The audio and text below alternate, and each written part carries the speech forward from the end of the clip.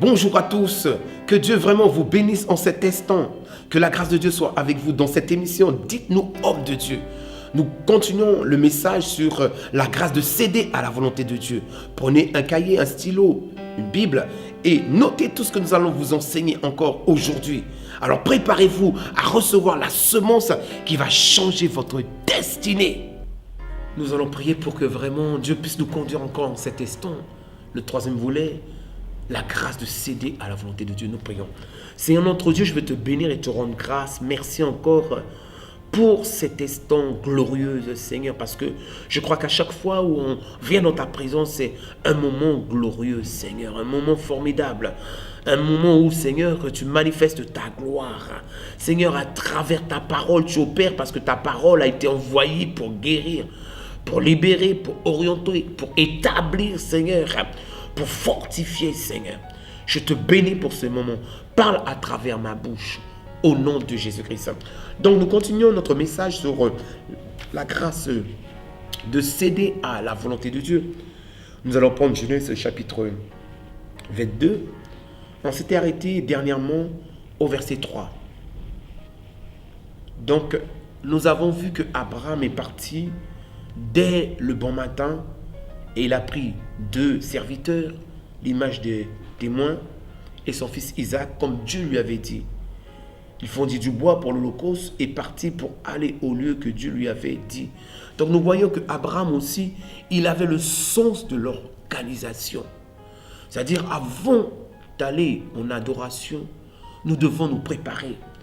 Il s'est préparé dès le matin, il a fondu le bois. Donc tout ce qui est nécessaire pour alimenter une adoration. Et la Bible dit au verset 4, le 3e jour, Abraham, levant les yeux, vit le lieu de loin. Vous savez, quand Dieu nous dirige, nous voyons la direction du Seigneur. Quand nous faisons ce que Dieu nous demande, quand nous allons là où Dieu veut qu'on soit. Vous savez, aujourd'hui aussi, j'aimerais vous encourager. Parce qu'aujourd'hui, il y a beaucoup d'églises un peu partout. On appelle église. L'église, ce n'est pas un lieu de commerce. L'église, c'est un lieu où on vient apporter un culte, une adoration à Dieu. Où on vient recevoir des enseignements afin que notre vie soit établie. Parce que la Bible nous dit une chose dans Éphésiens, que Dieu a fait des dons aux hommes. Il a établi premièrement des prophètes, des évangélistes, des apôtres, évangélistes, prophètes, pasteurs et enseignants. Le but, pour quel but? Pour le perfectionnement des saints. C'est-à-dire que l'homme soit accompli, afin que Christ soit accompli en lui, pour qu'il puisse entrer dans sa destinée. Nous ne sommes pas là pour dépouiller les personnes, mais nous sommes là pour édifier le peuple de Dieu, afin que le peuple de Dieu puisse devenir des disciples accomplis pour faire l'œuvre de son Seigneur. Pour revenir un peu dans ce texte-là, la Bible dit le 3e jour, Abraham, levant les yeux, vit le lieu de loin. Vous savez, quand nous suivons la direction de Dieu, les choses au loin. Au verset 5, la Bible dit, et Abraham dit à ses serviteurs, restez ici avec l'âne. Moi et le jeune homme, nous irons jusque-là pour adorer et nous reviendrons auprès de vous. Vous savez, ce texte-là, on peut faire beaucoup d'enseignements. Le fait que Abraham dit à ses serviteurs, restez ici avec l'âne. Donc nous voyons ici encore une chose. Parce que Dieu, la Bible dit que Dieu mit Abraham à l'épreuve, au verset 1. Et Dieu lui dit, donne-moi ton fils unique, celui que tu aimes, Isaac.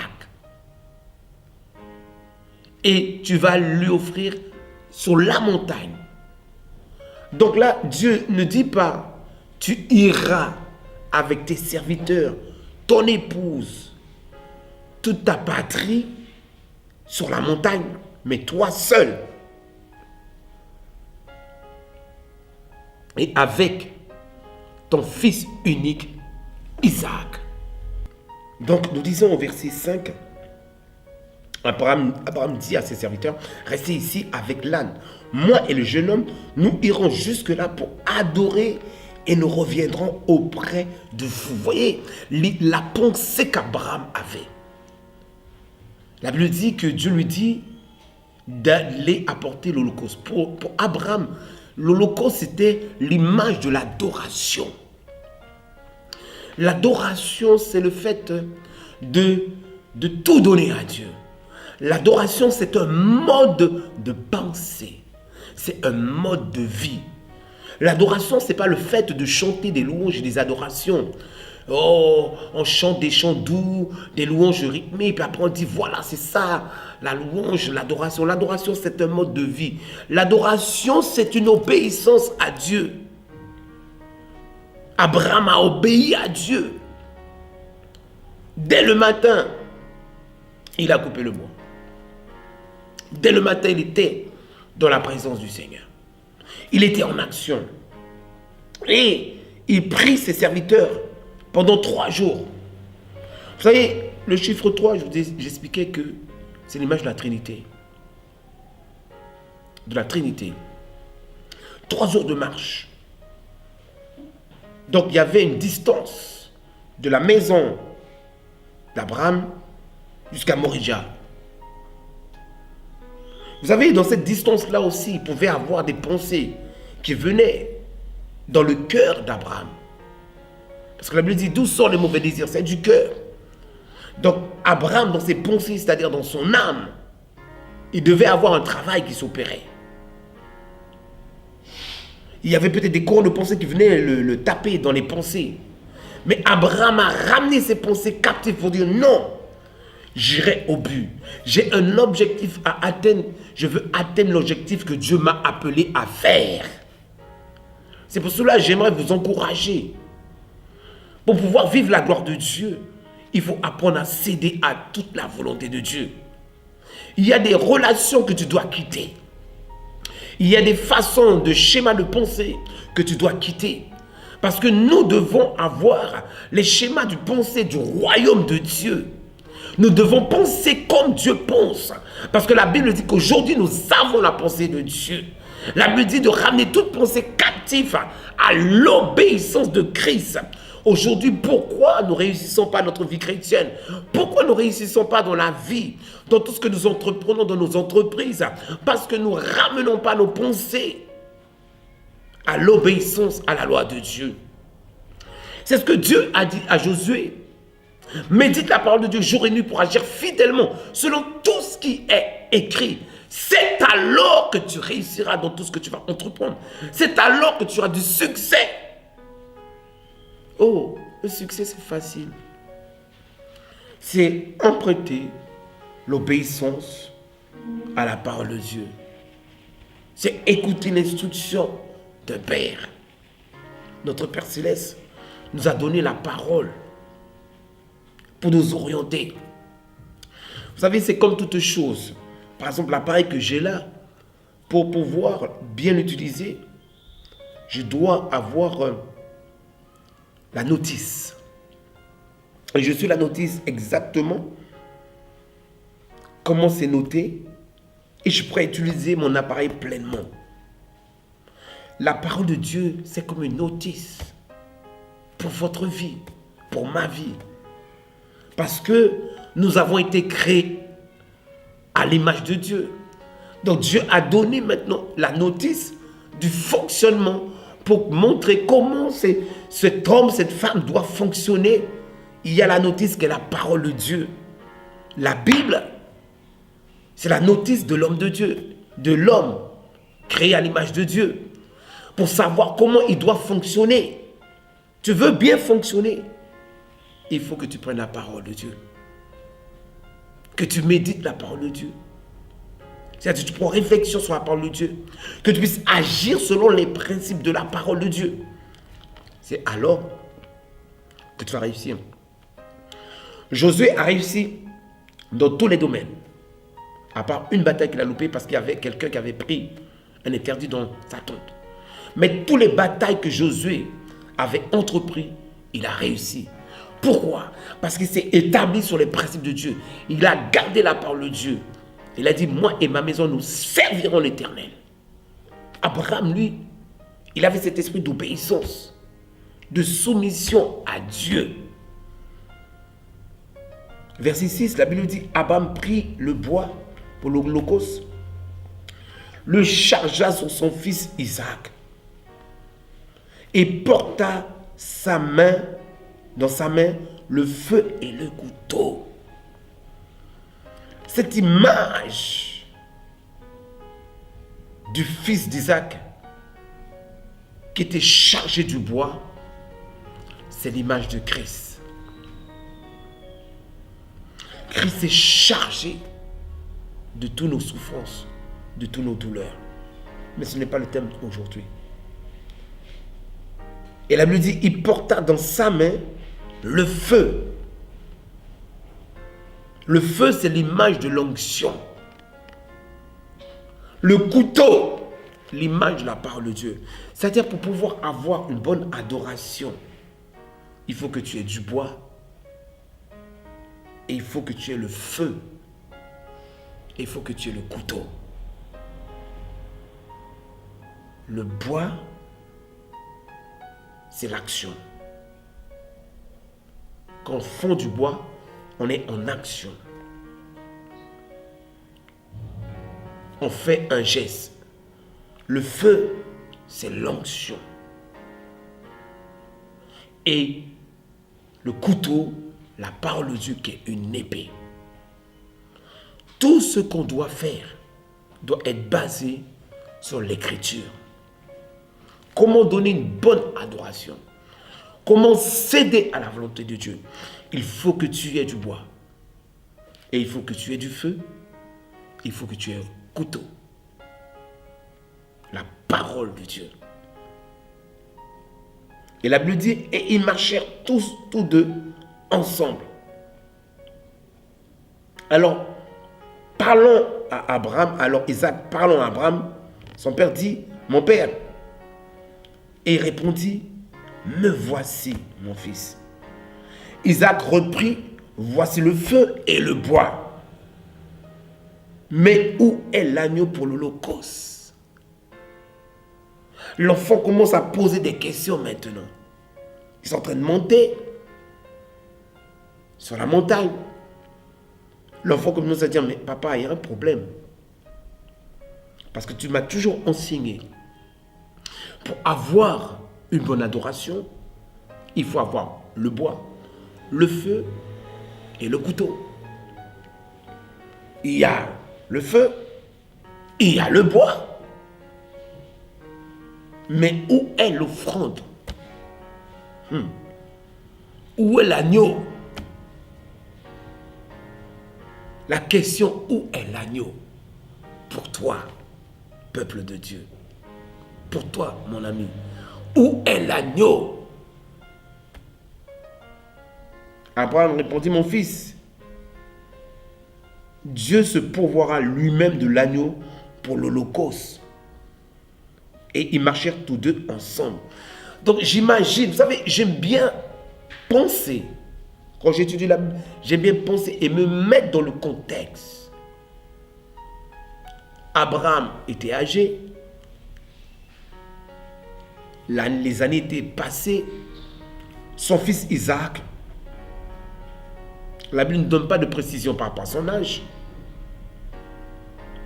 Mais si l'enfant avait 16 ans, il avait une force.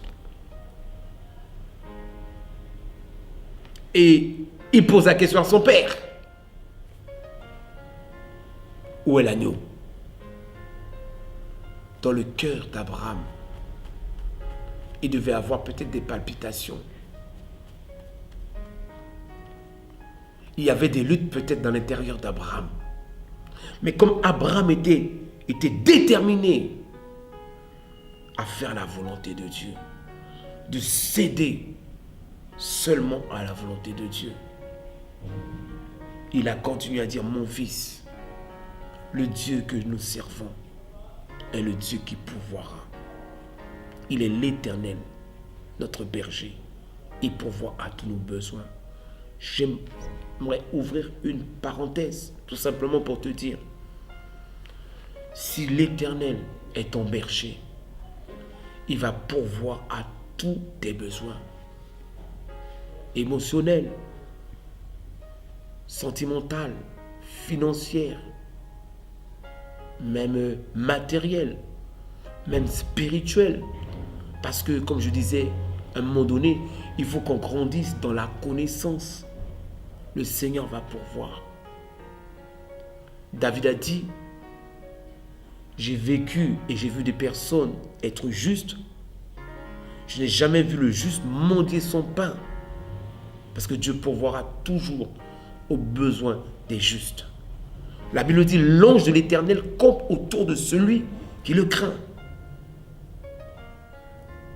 Abraham dit, Dieu pourvoira lui-même. Vous savez, nous devons faire confiance à Dieu. Parce que Dieu se suffit à lui-même. La confiance, c'est quoi? C'est avoir cette foi bâtie, établie sur ce que Dieu dit. Vous savez, exactement là, moi je suis assis sur une chaise. Je ne me suis pas posé la question, est-ce que la chaise va porter mon poids? Mais j'ai eu confiance que cette chaise-là portera mon poids. Donc je me suis assis dessus. C'est ça la confiance en Dieu. C'est ne pas s'inquiéter. Savoir que Dieu pourvoira. Quand je cède à la volonté de Dieu, Dieu va frayer un chemin là où il n'y en a pas. Vous savez, c'est comme le peuple d'Israël. Ils sont sortis de l'Égypte. Et là maintenant, l'adversaire s'est mis à poursuivre Israël pour le détruire. Ils sont arrivés devant la mer Rouge. Point de solution humaine. Et le peuple s'est mis à crier. Tu as dit, oh Moïse, non, dis au peuple de se calmer. Frappe la mer en deux. Il a frappé la mer. Et la mer s'est écartée en deux. Et la Bible dit, ils sont passés à sec. À sec. C'est-à-dire sans embûche. Dieu pourvoira toujours à celui qui cède à sa volonté. Dieu va toujours pourvoir pour toi. Si tu dis, Seigneur, ma nourriture, comme Jésus, ma nourriture, c'est de faire la volonté de mon Père. Il savait qu'il était venu pour un but. C'est réconcilier le monde avec Dieu le Père. C'est d'apporter une solution dans les vies. C'est de transformer les vies. C'est d'équiper un peuple. Jésus est venu équiper un peuple de race, de citoyens du royaume de Dieu pour démontrer sa grandeur et de ressusciter des hommes qui étaient morts. Parce que quand on n'a pas Jésus, on est mort. Donc Jésus était venu pour cette œuvre-là. Donc il a cédé à la volonté de son Père. Quand il a dit, Père, non ma volonté, mais ta volonté. Quand il a prié avec instance, vous savez, quand Jésus a prié avec instance, qu'est-ce que ça veut dire? Il a prié pour sa résurrection. Oui, pour sa résurrection. Pour qu'il y ait un grand nombre aussi qui soit ressuscité. Donc nous, on est ressuscité aussi avec Christ. Parce que la Bible, on a été enseveli et on est ressuscité avec lui. Jésus a prié dans ce sens-là. Tu dois avoir cette grâce de céder à la volonté de Dieu. Il y a des choses que tu tiens encore. Et Dieu te dit, lâche ça, ma fille. Il y a des relations que tu tiens encore. Ça fait aujourd'hui, nous ne savons pas faire la part des choses. À savoir, quand nous recevons Jésus-Christ comme Seigneur et Sauveur, nous devons être séparés du monde. C'est-à-dire, le monde ne peut pas être ton ami. Le monde peut être une connaissance, mais pas ton ami. Parce que si le monde est ton ami, c'est que tu ouvres ton âme. Tu permets au monde de voir l'intérieur de ton âme. Et les gens qui n'ont pas l'Esprit de Dieu, ils peuvent amener une destruction dans ton âme. C'est pour cela que tu dois céder. Le Seigneur te dit, coupe cette relation. Même si ça fait mal, coupe cette relation. Cette relation avec la femme étrangère. c'est-à-dire qu'il n'est pas ton épouse. Tu dois te séparer de cela. Il faut faire la volonté de Dieu. Il y a des relations ministérielles aussi. Tu dois séparer. Vous savez, des fois, c'est ce que la Bible dit dans le psaume 1, de ne pas s'asseoir en compagnie des méchants. Le méchant, c'est quelqu'un qui n'obéit pas au principe de Dieu. David a dit une chose avec fermeté. Oh, mes amis, ce sont ceux qui craignent l'Éternel. David aussi, il a cédé à la volonté de Dieu. Il a reconnu son état de péché. Il a cédé à la volonté de Dieu. Abraham, verset 8. Abraham répondit, mon fils, Dieu se pourvoira lui-même de l'agneau pour l'holocauste. Et ils marchèrent tous deux ensemble. Lorsqu'ils furent arrivés au lieu que Dieu lui avait dit, Abraham y éleva un autel. Il y a un autel qu'il faut ériger pour Dieu. L'autel de ton cœur. Tu dois le dédier à Dieu. L'autel de ta vie, c'est-à-dire toutes les dimensions de ta vie, tu dois le dédier à Dieu. Vous savez, il y a des gens qui ont des autels sataniques. Les autels de la sorcellerie. Tu dois briser cet autel-là. Couper l'alliance avec cet autel-là. Les autels qui te poussaient à avorter. C'est-à-dire tu apportes des offrandes à Moloch. Parce qu'on offrait des enfants à Moloch, à Baal. Tu dois arrêter cela au nom de Jésus. Tu dois dire, Seigneur, aujourd'hui, je te donne ma vie. Aujourd'hui, je cède à ta grâce. La grâce, c'est Jésus-Christ. C'est Jésus-Christ ta grâce. La grâce de céder pour dire, Seigneur, sans toi, je ne peux rien faire. La Bible dit une chose aussi, que Dieu est le Dieu qui pourvoira. Il est celui qui donne le vouloir et le faire. Tu as du mal à lâcher certaines choses. Tu dois dire, Seigneur, cette grâce de céder est en moi. Le vouloir et le faire est en moi. Donc je prends une décision ferme maintenant de me séparer avec cette relation. De me séparer de cette secte, Seigneur. Parce que cette secte-là n'est pas de ta gloire. De me séparer, Seigneur, des alliances que j'ai faites avec le monde des ténèbres. Vous savez, on ne peut pas servir 2 maîtres à la fois. Soit qu'on sert Dieu ou on ne sert pas Dieu. Mes amis, c'est le moment de prendre une décision pour dire, Seigneur, je veux céder à ta volonté. Je ne veux plus faire ce que je veux. Vous savez, à partir du moment où on reçoit Jésus, on ne doit pas faire ce que nous voulons. Bien des fois, dans nos prières, on dit, Seigneur, prends le contrôle. Mais après, nous regardons la journée, c'est nous-mêmes qui prenons le contrôle. Et pourtant, tu as dit, Seigneur, prends le contrôle de ma journée. Tu as prié dans ce sens-là. Seigneur, tu m'as envoyé dans cette église-là, c'est toi qui m'as envoyé. Et puis après, demain, oh Seigneur, vous savez, il ne faut pas être dans la confusion. La Bible dit, celui qui se confie en Jésus-Christ sera jamais confus. Jamais. La confusion n'est pas pour les enfants de Dieu. La confusion est pour le diable et tous ses démons. Ce n'est pas pour les enfants de Dieu. Tu ne dois pas avoir de la confusion dans ta vie. S'il y a la confusion, c'est qu'il y a un esprit qui œuvre là. La confusion n'est pas pour toi. Si tu es établi sur l'écriture, la confusion n'est pas pour toi. Si tu marches dans l'obéissance comme Abraham a marché dans l'obéissance en faisant ce que Dieu lui a demandé, tu ne seras pas dans la confusion. Ton foyer ne sera pas dans la confusion. Tes enfants ne seront pas dans la confusion. Tes entreprises, ton ministère ne sera pas dans la confusion. Parce qu'aujourd'hui, il y a des ministères qui sont dans la confusion. La confusion. C'est pour cela, mon ami, mes amis, cède à la volonté de Dieu. Cède à sa volonté pour dire, Seigneur, je veux faire exactement ce que toi tu me dis de faire. Que je n'aille pas plus loin, mais que je puisse faire ce que toi tu me dis de faire. Je me soumets à toi. Je me soumets, excusez-moi, à ta volonté, Seigneur. Je fléchis les genoux devant toi et je laisse le Saint-Esprit me conduire. Parce que moi, je suis simplement le véhicule et le conducteur de ta vie doit être le Saint-Esprit. C'est lui qui doit être le conducteur de ta vie et il te dirige là où il veut. Le vent ne sait pas, on ne sait pas d'où vient le vent.